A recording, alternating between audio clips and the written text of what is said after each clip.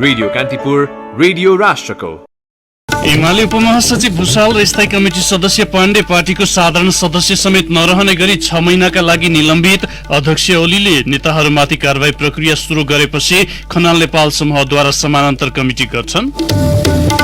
नेपालमा अझै 2.5 करोड जनसंख्या हात्तीपाइले रोगको जोखिममा। लक्षित वर्गले औषधि सेवन नगर्दा सरकारले लाखौं खर्चेर थालेको रोग विरुद्धको अभियान कमजोर। काठमाडौँ तराई मधेस द्रुत मार्ग सुरुङ निर्माणको दोस्रो प्याकेजको प्री क्वालिफिकेसन प्रक्रिया रद्द गर्न रक्षा मन्त्रालयलाई संसदीय समितिको निर्देशन। आर्थिक चलखेल हुन सक्ने आशंका। गोप्य सूचना चुहावट गरेको भन्दै म्यानमारकी नेत्री सूची विरुद्ध नयाँ मुद्दा दर्ता। सैन्य सरकार विरोधी प्रदर्शनमा हालसम्म 43 बालबालिका मारिएको सेभ द चिल्ड्रेनको प्रतिवेदन। र राष्ट्रिय फुटबल टोलीका गोलरक्षक किरण चेम्जुङ एसियाका उत्कृष्ट 10 फुटबलरको सूचीमा। नमस्कार, कान्तिपुर डायरीबाट सहकर्मी केशु र म प्रकाश। समाचार अब विस्तारमा। नेकपा एमाले उपमहासचिव घनश्याम भुसाल र स्थायी कमिटी सदस्य सुरेन्द्र पाण्डेलाई पार्टीको साधारण सदस्य समेत नरहने गरी 6 महिनाका लागि निलम्बन गरेको छ। एमाले यसअघि नै वरिष्ठ नेता माधव कुमार नेपाल र उपाध्यक्ष भीम रावललाई पनि 6 महिनाका लागि निलम्बन गरेको थियो। पार्टीले सोधेको स्पष्टीकरण चित्त बुझ्दो नभएको भन्दै अध्यक्ष केपी शर्मा ओलीले नेता भुसाल र पाण्डेलाई 6 महिनाका लागि पार्टी साधारण सदस्यबाट निलम्बन गर्नुभएको हो। भुसाल र पाण्डेको स्पष्टीकरणमा अहंकार देखिएको उल्लेख गर्दै अध्यक्ष ओलीले पार्टी एकतालाई विखण्डन गर्ने, पार्टी फुटाउने, पार्टीभित्रको सहकारी र सद्भावलाई छेद विच्छेद पार्ने गरी निरन्तर अवैधानिक गुट भेला गर्ने, सो कार्यलाई निरन्तरता दिने स्वीकारोक्ति सहित अहंकार र आत्मकेन्द्रित कुराहरू उल्लेख गरी स्पष्टीकरणको जवाफ दिएकाले कारबाही गरेको बताउनु भएको छ। भुसाल र पाण्डेलाई सच्चिनका लागि अन्तिम मौका दिएको अध्यक्ष ओलीको पत्रमा उल्लेख छ। कारबाही गरिएको बारे ट्विटर मार्फत प्रतिक्रिया दिँदै नेता भुसालले अध्यक्ष ओलीलाई सत्ता भोगको तृष्णाले आफू र आफ्नो बाहेक केही नदेख्ने बनाएको बताउनु भएको छ। प्रधानमन्त्री ओलीले लोकतन्त्रको हुर्मत लिएको र त्यो अपूरणीय रहेको बताउँदै भुसालले ओलीको व्यक्तिवादी, दक्षिणपन्थी र विसर्जनवादी ताण्डवलाई पराजित गरेर लोकतन्त्र र वामपन्थको ऋण तिर्ने पनि बताउनु भएको छ। नेता पाण्डेले अध्यक्ष ओलीले उटपट्याङ कुरा गरेर जनतामा भ्रम फैलाएको आरोप लगाउँदै महिला र बालबालिकाको सवालमा सरकार जिम्मेवार नबनेको बताउनुभयो। एमाले जेठ 2 कै अवस्थामा आए पनि अध्यक्ष ओली आउन नचाहेको भन्दै एकलौटी र मनपरी ढंगबाट भएका कामका साथ दिन नसक्ने उहाँले बताउनुभयो। प्रधानमन्त्री एवं पार्टी अध्यक्ष केपी शर्मा ओलीले नेताहरूमाथि कारबाहीको प्रक्रिया सुरु गरेपछि एमालेको झलनाथ खनाल, माधव कुमार नेपाल समूहले पार्टीका समानान्तर कमिटिहरू गठन गर्दै आफ्नो शक्ति संगठित गर्न थालेको छ। नेता नेपाल भीम रावल, घनश्याम भुसाल र सुरेन्द्र पाण्डेलाई 6 महिनाका लागि अध्यक्ष ओलीले पार्टी सदस्यबाट समेत निलम्बन गरेपछि खनाल नेपाल समूहले मुलुकभर समानान्तर कमिटी बनाउन थालेको हो। यसअघि भातृ संगठनहरूको समानान्तर कमिटी बनाएको खनाल नेपाल समूहले अब प्रदेश र जिल्ला तहमा संगठन निर्माण गर्न थालेको छ। यसको सुरुवात हिजो गण्डकी प्रदेशबाट गरिएको छ। पोखरामा आयोजित खनाल नेपाल समूहको प्रदेश स्तरीय कार्यकर्ता भेलाले हिजो ओलीबाट कारबाहीमा परेका नेता पाण्डेको नेतृत्वमा गण्डकी प्रदेशमा 22 सदस्यीय समानान्तर कमिटी गठन गरेको छ। नेता नेपालले कमिटी घोषणा गर्नु भएको हो। नेपालले गण्डकी प्रदेशका अधिकांश जिल्लामा समानान्तर कमिटी गठन गर्नु भएको छ। चैत्र 29 अघि नै सबै जिल्लामा समानान्तर कमिटी घोषणा कार्यक्रम सम्पन्न हुने स्याङ्जाका अध्यक्ष रामचन्द्र भट्टराईले बताउनुभयो। उहाँका अनुसार भेरामा 11 वटै जिल्लाका सचिवालय सदस्य र नेता कार्यकर्ताको सहभागिता थियो। अध्यक्ष ओलीले 4 जना नेतामाथि कारबाहीको प्रक्रिया अघि बढाएपछि खनाल नेपाल समूह मुलुकभर समानान्तर संगठन निर्माण गरेर अघि बढ्ने निष्कर्षमा पुगेको हो।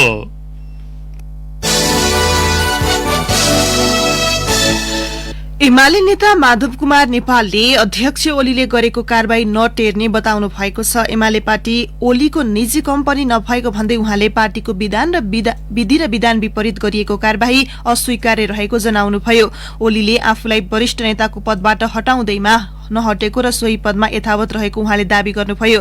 पार्टीको पदाधिकारीमा आफ्नो बहुमत रहेकाले ओलीलाई समस्या भएको बताउँदै उहाँले भन्नुभयो 15 सदस्य मध्ये उहाँका 5 जना मात्रै छन्। स्थायी कमिटिमा हामी 12, उहाँका 10 जना छन्। पोलिट ब्युरोमा पनि हामी नै बढी छौं। यो उहाँलाई सह्य भएन। कास्की जिल्ला स्तरीय कार्यकर्ता भेलामा हिजो बोल्दै उहाँले ओली पार्टीको विधि र विधानमा चल्न नचाहने, बहुमतको निर्णय नटेर्ने, कम्युनिष्ट पार्टी नचाहिने भएकाले गुटको प्राइभेट कम्पनी चलाउन खोजेको आरोप लगाउनुभयो। ओलीसँग ठोस योजना नभएको बताउँदै उहाँले ओलीले एमाले अध्यक्ष र प्रधानमन्त्री पदको समेत दुरूपयोग गरेको बताउनुभयो।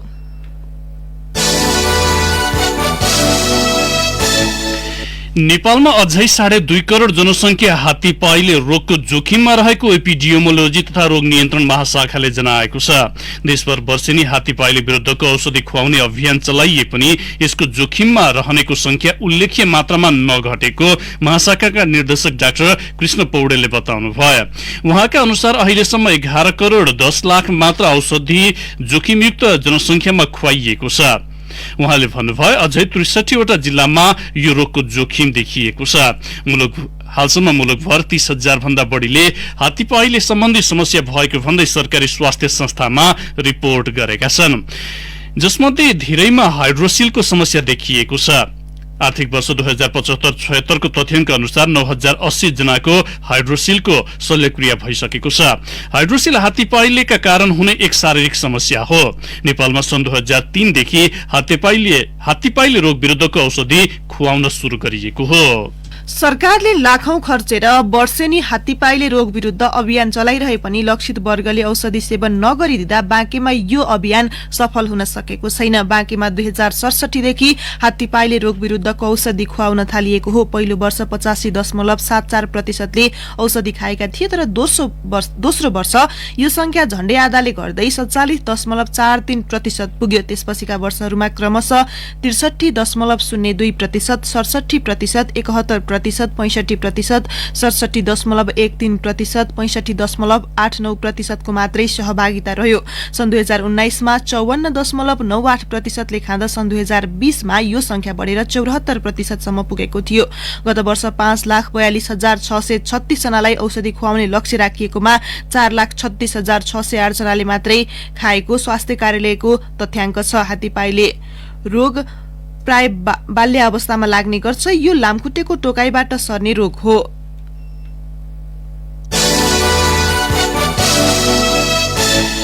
प्रतिनिधि सभाको सार्वजनिक लेखा समितिले काठमाडौँ तराई मधेस द्रुतमार्ग फास्ट ट्र्याकमा सुरुङ निर्माणको दोस्रो प्याकेजको प्री क्वालिफिकेसन पीक्यू प्रक्रिया रद्द गर्न रक्षा मन्त्रालयलाई निर्देशन दिएको छ।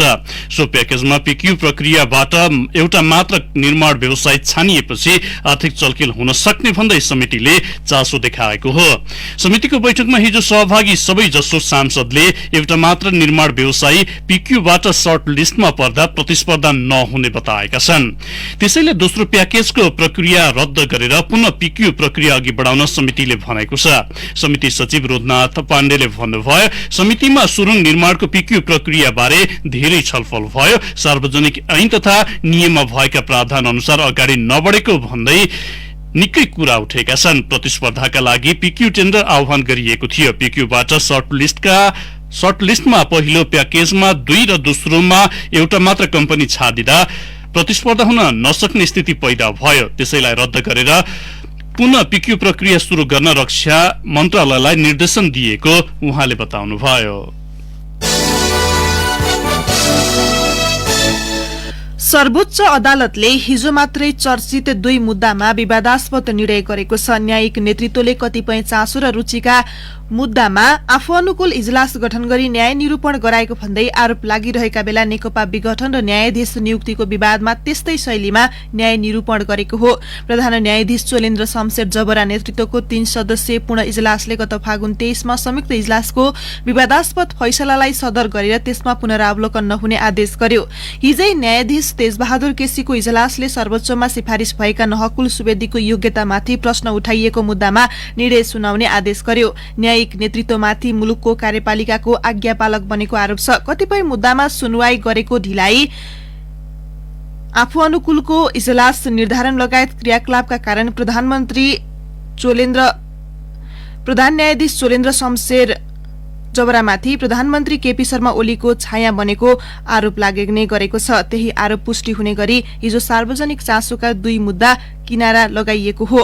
एकै खाले नाम भएका दुई दलबीचको विवाद निरूपणका क्रममा दल दर्ता प्रक्रिया नै निस्तेज हुने गरी सर्वोच्चले गत फागुन 23 मा विवादास्पद फैसला गरेको थियो। न्यायाधीशहरू बम कुमार श्रेष्ठ र कुमार रेग्मीको इजलासले गरेको फैसलामा न्यायको मान्य सिद्धान्त र नजिर समेत उल्लंघन हुने गरी कयौं त्रुटिहरू थिए। त्यही फैसला पुनरावलोकनका माग राखी नेकपा माओवादी केन्द्रका अध्यक्ष पुष्पकमल दाहालले निवेदन दिएको 2 दिनभित्र सर्वोच्च अदालतले पुनरावलोकन आवश्यक नभएको भनी कानूनी भाषामा निस्सा नहुने आदेश गरेको हो।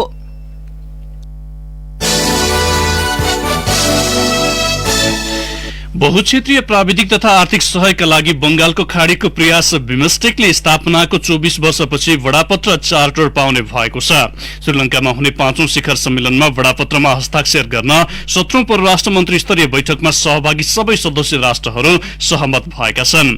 बिमस्टेकको अध्यक्ष श्रीलंकाले आयोजना गरेको मन्त्री स्तरीय भर्चुअल बैठक हिजो सकिएको छ। बैठकमा सदस्य राष्ट्रहरू भारत, नेपाल, बंगलादेश, श्रीलंका, म्यानमार, थाइल्याण्ड र भूटानका परराष्ट्र मन्त्री सहभागी थिए। परराष्ट्र मन्त्री प्रदीप गियावालीले बैठकमा 24 वर्षको यात्रामा बिमस्टेकले पहिलो पटक आगामी शिखर सम्मेलनमा बिमस्टेकको बडापत्रमाथि हस्ताक्षर हुने अपेक्षा गरिएको बताउनुभयो। त्यसले क्षेत्रीय निकासलाई ठोस कानूनी आधार प्रदान गर्ने पनि उहाँले स्पष्ट पार्नुभयो।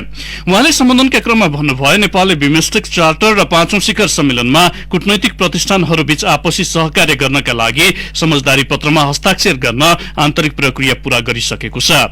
यो क्षेत्रमा विश्वको कुल जनसंख्याको 5 भाग मध्ये 1 भाग मानिस बस्छन्। दक्षिण एसिया र दक्षिण पूर्वी एसियालाई जोड्ने गतिशील पुलका रूपमा बिमस्टेक उभिएको छ। धेरै वर्षमा बिमस्टेक क्षेत्रीय संगठनले मुख्य क्षेत्रहरूमा महत्वपूर्ण सफलता गरेको छ। उहाँले काठमाडौँमा सन् 2018 मा भएको 4औं शिखर सम्मेलनमा भएका निर्णयहरूका आधारमा बिमस्टेकले संस्था निर्माण, प्रशासनिक र वित्तीय व्यवस्थापन सुधार गर्ने, सहयोगको क्षेत्र र क्षेत्रीय गतिविधिलाई अघि बढाउने तथा सचिवालयको क्षमता अभिवृद्धि गर्ने क्षेत्रमा उल्लेखनीय प्रगति गरेको उल्लेख गर्नुभयो। कान्तिपुर डायरीमा अब ब्रेकको पालो। ब्रेकपछि कान्तिपुर डायरीमा अब कान्तिपुर सविस्तार। कान्तिपुर सविस्तार। वन क्षेत्र नजिकका बासिन्दाले वन नजिकको स्वच्छ हावा, घाँस स्याउला पाउँदा दैनिक जसो जंगली जनावरको त्रास बेहोर्नुपर्छ। जंगली जनावरबाट मानवले त्रास खेप्नु परेको मात्र होइन, जनावर पनि मानवीय क्रियाकलापबाट पीड़ित छन्। घट्दो वासस्थान, आहाराको कमीले गर्दा वन्यजन्तु मानव बस्तीतर्फ आकर्षित हुने गरेका छन्, जसले गर्दा मानव र वन्यजन्तु बीचको द्वन्द्व बढ्दै गएको छ। मुलुकको 23.39% जमिन ओगटेको वन क्षेत्रमा बसोबास गर्ने जंगली जनावरका कारण मानव जीवन जोखिममा पर्दा द्वन्द्व बढेको देखिन्छ। यद्यपि द्वन्द्वको असर दुवैतर्फ उत्तिकै छ। वन बीचका राजमार्गमा सवारीको ठक्करबाट जनावर घाइते हुने, मर्ने सहित मान्छेले आफ्नो ज्यानमा खतरा भयो भन्दै खाल्टो खन्दा जनावर पर्ने जस्ता अनेकौं घटना उत्तिकै हुने गरेका छन्। जनावरको वासस्थानतिर मानव क्रियाकलाप बढ्नु चिन्ताको अर्को विषय हो। वन्यजन्तु र मानव बीचको मुख्य कारण भनेको बढ्दो संख्या र घट्दो वासस्थान रहेको पोखरा वन विज्ञान क्याम्पसका उपप्राध्यापक सुमन भट्टराईको भनाइ छ। भोजन चाहिँ मुख्य कुरा हुन्छ। कुनै पनि जनावर बाहिर निस्किनु भनेको पनि जुन वासस्थान हामी निकुञ्ज भन्छौँ, जंगल भन्छौँ, त्यो ठाउँमा भोजनको कमी हुने बित्तिकै बाहिर निस्किने हुन् र जसले गर्दाखेरि चाहिँ के असर गर्छ भने मान्छेसँग उनीहरूको बीचको जम्का भेट्ने चाहिँ सम्भावना बढ्छ। एक अर्का बीच रसिक हुन्छ, जसले गर्दा आक्रमण हुने चान्स बढेर जान्छ। जस्तै मान्नुहोस्, अब अहिले पछिल्लो अवस्था चाहिँ हाम्रो निकुञ्ज वनहरूमा चाहिँ खानाको उपलब्धता कम छ जनावरको लागि। जस्तै मानव बाघलाई लिनुहुन्छ भने बाघका लागि पनि कम भयो र हरिणहरू यसका चाहिँ भोजन प्रजाति हुनु भने ती भोजन प्रजातिहरू जुन बाघका छन् तिनलाई पनि आवश्यक पर्ने आहारहरू निकुञ्जहरू वन क्षेत्रमा कम भएको कारणले गर्दा उनीहरू छेउछाउका मान्छेका चाहिँ कृषि भूमिहरूमा अथवा कृषि क्षेत्रमा जान्छ। 2076-77 सालमा सवारीको ठक्करबाट मात्रै विभिन्न प्रकारका 108 जनावरको ज्यान गएको छ। यो मानव सृजित घटनाका कारण जनावरले ज्यान गुमाएको दृष्टान्तको नमुना मात्रै हो। यस्तै 80 जनाले जनावरका कारण सोही वर्ष ज्यान गुमाउनु परेको छ। बाली नोक्सानी 4670 घटना भएको राष्ट्रिय निकुञ्ज तथा वन्यजन्तु संरक्षण विभागले विभागका प्रवक्ता हरिभद्र आचार्य संकटापन्न तथा संरक्षित जनावरको संख्या बढ़ाउने योजना सफल भए पनि वन क्षेत्रमा मानव अतिक्रमणले द्वन्द्व बढाएको तर्क गर्छन्। पर्याप्त रूपले वन्यजन्तुको वासस्थान सुधार गर्नलाई प्रयास गरिरहेछौँ। हाम्रो प्रयासको कारणले नै वन्यजन्तुको संख्या वृद्धि भएको छ। जस्तै बाघको संख्या, गैंडाको संख्या र अरू पनि प्रजातिहरू, मृग प्रजातिहरू निकुञ्ज या वन क्षेत्र हामीले विस्तार गर्न सकेका छैनौँ। त्यसैले गर्दा वृद्धि भएको वन्यजन्तुहरू वन जंगल क्षेत्र भन्दा बाहिर रहेको बस्ती क्षेत्रमा पनि प्रवेश गर्ने अवस्था सिर्जना भएको छ। चोरी सिकारीका कारण समेत गएको वर्ष कुल 16 जनावर मारिए। चोरी सिकारी सहित वन सम्बन्धी अपराधमा 26 जना पक्राउ परे। यस्तै मुलुकभर 177 जना जनावरकै आक्रमणमा परि घाइते भए। बर्दिया राष्ट्रिय निकुञ्ज क्षेत्रमा मात्रै गत 1 वर्षको अवधिमा 35 वटा जनावरको सड़क दुर्घटनामा ज्यान गयो। यस्ता घटना न्यूनीकरणका लागि जंगल र मानव क्षेत्र बीचमा तारजाली लगाउने सचेतना जस्ता कार्यक्रम सञ्चालन गरिरहेको बर्दिया राष्ट्रिय निकुञ्जका सूचना अधिकारी तथा सहायक वार्डन असीम थापाको भनाइ छ। गेरुवा गाउँपालिकासँग मिलेर निकुञ्ज र गेरुवा गाउँपालिकाले चाहिँ त्यो क्षेत्रमा चाहिँ जुन उता गेरुवाको बफर जोन र उता गाउँ क्षेत्र र वन क्षेत्रमा चाहिँ हामीले तारजाली लाउने भनेर एउटा निर्णय पनि गराएको छ। त्यसै अनुरूप चाहिँ हाम्रो गेरुवा गाउँपालिकाले सर्टेन बजेट हाल्ने भनेर उहाँले पहल गरिसक्नु भएको छ। त्यो साथसाथै हामीले चाहिँ जनचेतनाको कार्यक्रमहरू पनि हामीले अहिले चाहिँ बलि बढाएको छौँ। समग्रमा अव्यवस्थित बसोबास सामाजिक समस्या नै रहेको मुलुकमा वन क्षेत्रको बसोबास झनै कमजोर छ। वनप्रति आश्रित हुँदा त्यसैका कारण पीडित भएका स्थानीयको पीडा कम गर्न वनप्रतिको आश्रय कम गर्नुपर्ने हुन्छ। वन्यजन्तुको संरक्षणका निम्ति सचेतनासँगै द्वन्द्वका बारेमा जानकारी दिएर यसलाई कम गर्न सकिन्छ। वन क्षेत्रमा सड़क लैजानुपर्ने बाध्यता भए पनि वारपारको व्यवस्था गर्ने जस्ता उपाय अपनाउन सके जनावरको संरक्षण गर्न सकिन्थ्यो। खासमा यो पृथ्वी मानव बाहेकको पनि हो भनेर बुझ्न सके सही श्रृणता कायम गर्न धेरै हदसम्म मद्दत मिल्नेमा कुनै शंका छैन। रेडियो कान्तिपुरका लागि दिवा भट्टराई। कान्तिपुर सविस्तार।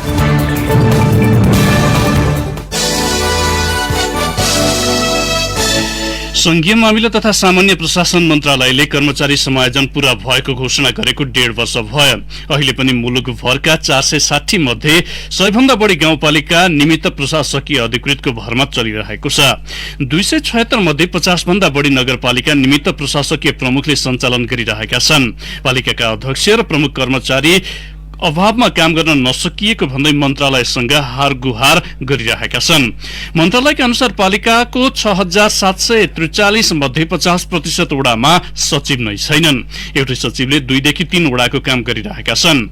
एउटै लेखापाललाई 2-3 पालिकाको आर्थिक कारोबारको जिम्मेवारी दिएको छ।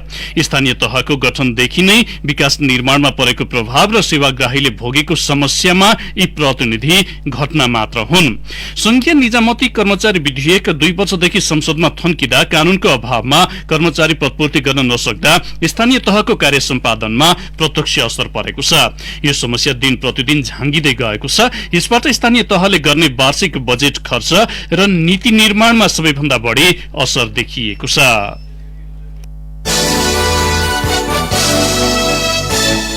काठमाडौँ महानगरपालिका र नुवाकोटको सिस्टोलका बासिन्दा बीच भएको वार्ता सफल हुन नसकेपछि उपत्यकाको फोहोर अझै नउठ्ने भएको छ। महानगर र सिस्टोल बासीबीच अस्तिरै हिजो वार्ता भएको थियो।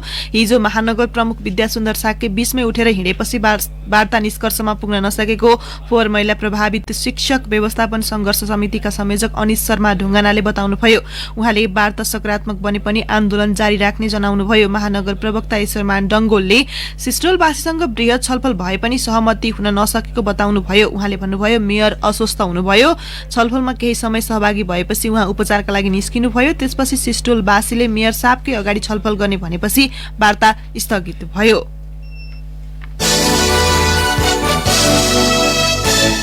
शुक्लाफाँटा राष्ट्रिय निकुञ्जमा गैंडा गणना शुरू भएको छ। राष्ट्रिय गैंडा गणना कार्यक्रम अन्तर्गत हिजोदेखि शुक्लाफाँटामा गणना शुरू भएको हो।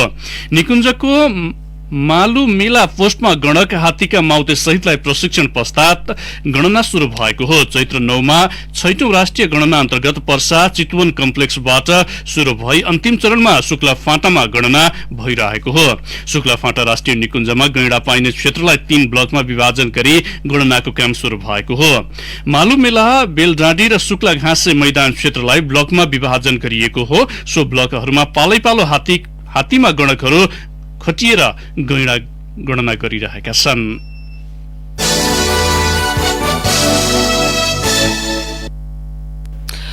काठमाडौँको कालीमाटी तरकारी बजारमा बिचौलियाको बिगबिगी नौलो होइन। बिचौलियाकै कारण किसानले मूल्य नपाउने र उपभोक्ताले महँगोमा तरकारी किन्नु परिरहेको छ। उपभोक्ता र किसान बीचको यही दूरी घटाउन सरकारले छुट्टै स्टल सञ्चालनमा ल्याएको छ। स्टलबाट व्यवसायिक किसानले आफ्नो उत्पादन सिधै होलसेल व्यवसायीलाई बिक्री गर्न सक्छन्, जसले गर्दा मूल्य नपाउने किसानको गुनासो केही हदसम्म सम्बोधन हुने कालीमाटी फलफूल तथा तरकारी बजार विकास समितिका कार्यकारी निर्देशक विनोद कुमार भट्टराईले बताउनुभयो। उहाँले भन्नुभयो, 12 होल्डिङ एड राखेका छौं जहाँ किसानले आफ्नो उत्पादन राख्न सक्छन्। यसले सिधै उपभोक्तालाई फाइदा हुन्छ, मूल्य नियन्त्रणमा सहयोग गर्छ। सिधै व्यापारीले खरिद गर्ने हुँदा किसानको बारीदेखि तरकारी बजारसम्म आइपुग्दा हुने तह पनि घट्ने उहाँले बताउनुभयो। कान्तिपुर डायरीमा पुनः ब्रेकको पालो। कान्तिपुर डायरीमा अब आर्थिक प्रसंग। सरकारले सबै स्थानीय तहमा इन्टरनेट पुर्याउने परियोजनासँगै आईटी ल्याब स्थापनाको पूर्वाधार तयार पार्न नेपाल दूरसञ्चार प्राधिकरणलाई निर्देशन दिएको छ।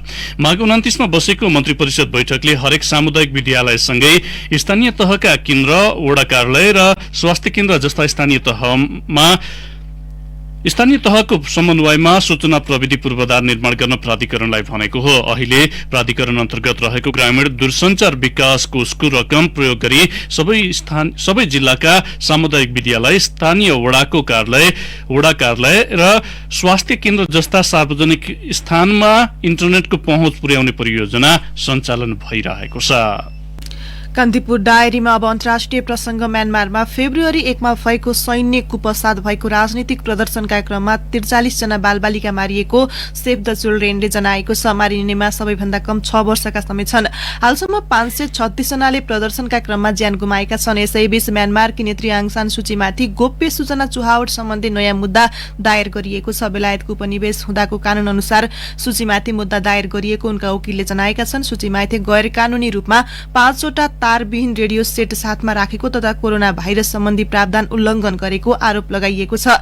यसैबीच सूचना आदान प्रदानलाई रोक्नका निम्ति म्यानमारमा तार रहित वायरलेस इन्टरनेट सेवा पनि बन्द गरिएको छ।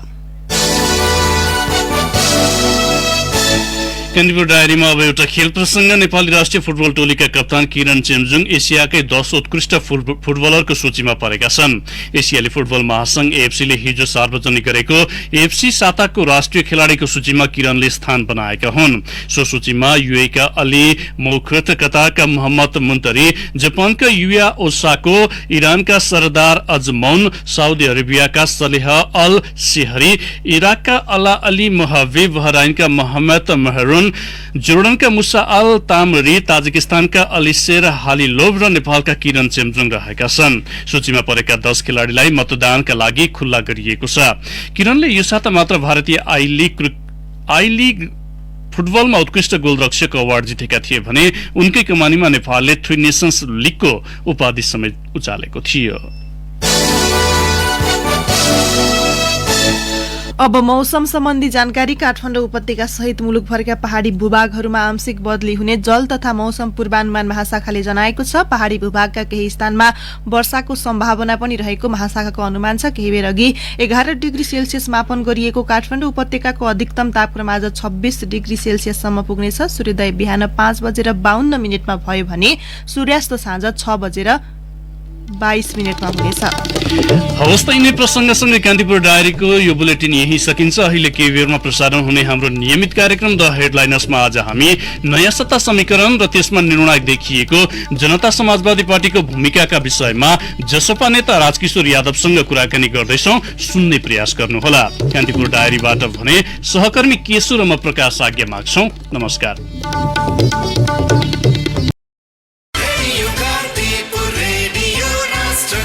सूचना र मनोरञ्जनको संवाहक रेडियो राष्ट्रको रेडियो कान्तिपुर।